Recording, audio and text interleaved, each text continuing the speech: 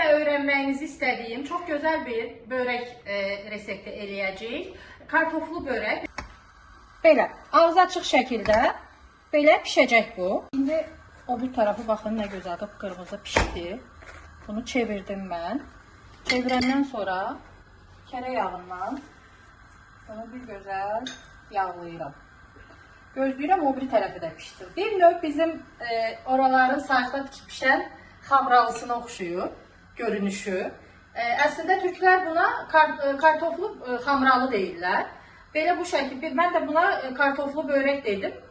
Onlar bazlama deyir. Bazlama da bizim xamralımızdır.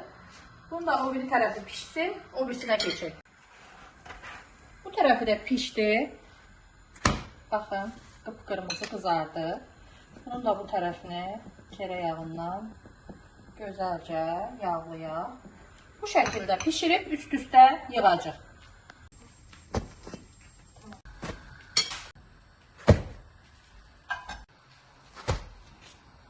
Baxın, börəklərimiz hazırdır. Bu şəkildə istidir. Ay, əlim yandı. Belə. Çox gözəldir, çox dadlıdır. Pişirənlərə, yeyənlərə nuş olsun. Özünüzə yaxşı baxın. Görüşərik.